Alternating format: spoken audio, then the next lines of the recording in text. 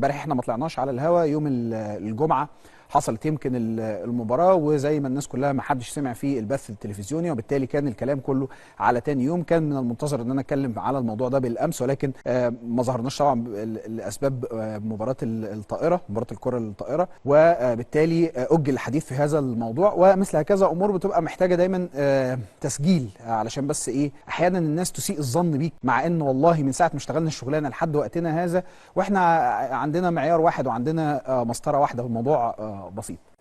بس انا مسامح كل من اساء الظن بيا لمساله ان انا لسه ما اتكلمتش في قصه شيكابالا. احنا في شهر مفترج وربنا اعلم بالنوايا. مسطرتي واضحه ومعياري واضح وصريح. اللي ما اقبلوش على نفسي ما اقبلوش على غيري، واللي ما اقبلوش على غيري ما اقبلوش على نفسي. ولا عمر اي بني ادم في الدنيا اتربى بجنيه هيرضى بسب الامهات والاباء والابناء في المدرجات. مفيش، الموضوع ده مش قابل حتى للنقاش. وانا بتخيل انه يا جماعه في حاجات ما بتبقاش محتاجه، اصل هي واضحه وصريحه. انت محتاج ايه اكتر من كده؟ ما حدث من بعض من جمهور الاهلي في مباراه الاهلي وفاركو شيء لا يمكن قبوله باي حال من الاحوال يعني. والعقوبات اللي حصلت امبارح من اللجنه، من الرابطه ولجنه المسابقات، هي عقوبات يستحقها. يعني من اخطا يستحقها. 3000 مشجع ما يكونوش موجودين في المباراتين المقبلتين، بالاضافه كمان للغرامه. طيب احنا يا جماعه قطعنا شوط كبير جدا علشان خاطر الجمهور يرجع. هل معقوله احنا بنعمل كده؟ هل معقوله؟ على حسب ما انا بشوف الناس طبعا المشهد فيه كتير جدا جدا جدا جدا جدا من الناس المحترمه المتربيه من جمهور النادي الاهلي عمرها ما ترضى بيه. بس من امتى احنا بقى عندنا كده يا جماعه؟ بقى معقوله كده؟ معقوله بنستبيح امهاتنا واعراضنا بالشكل ده؟ دي امهاتنا ودول اعراضنا. يعني والده شيكابالا الله يرحمها، والده فلان الفلاني الله يرحمها، والده فلان الفلاني اللي عايشه. يعني يا جماعه هل ده معقول؟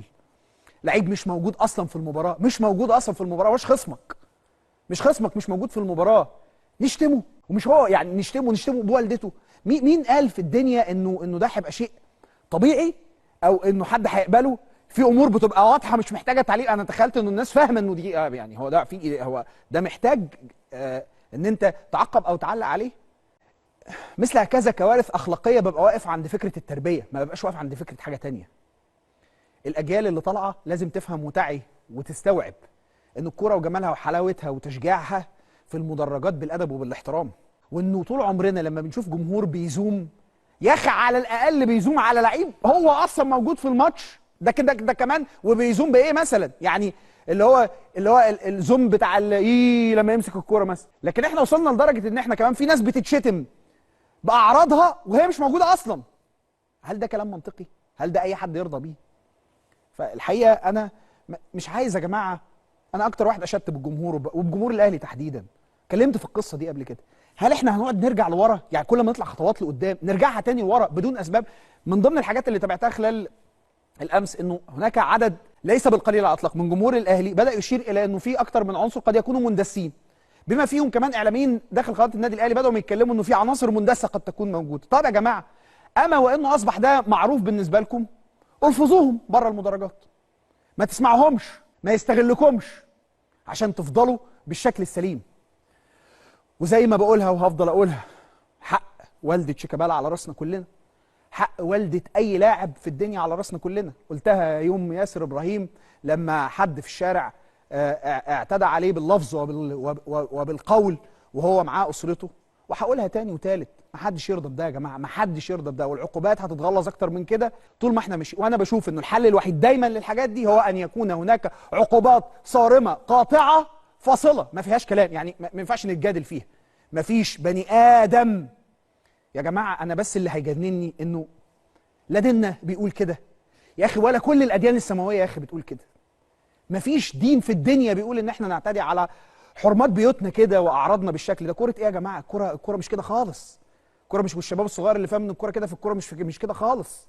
فاتمنى انه اللي حصل ده ما يتكررش تاني، لانه بامانه الله يعني قرفنا. يعني خلاص قرفنا بقى، جبنا اخرنا، كلنا جبنا اخرنا. عايزين بقى نمشي كويس. خليني اقول لك باختصار شديد عشان انت تبقى برضو فاهم الموضوع كله. لحد اللحظه اللي انا بكلم فيها سيادتك ده اتحاد الكوره بيقول لك انا ما جاليش حاجه. كل الكلام اللي منتشر على مواقع الانترنت لحد اللحظه اللي بكلمك فيها اتحاد الكوره بيقول لك احنا ما وصلناش حاجه. لحد اللحظه اللي بكلمك فيها ديت الكلام المتداول الاهلي بيقول لك انا كمان ما وصلنيش حاجه. خلاص كده؟ يعني لا اتحاد الكوره بيقول لك انا وصلني حاجه، ولا النادي الاهلي بيقول لك انا وصلني حاجه. ده من خلال مصادرنا، من خلال ما تواصلنا مع الاهلي ومن خلال ما تواصلنا مع اتحاد الكوره. طب ايه اللي هيحصل في القصه دي في حال انه هذه العقوبات تم اقرارها؟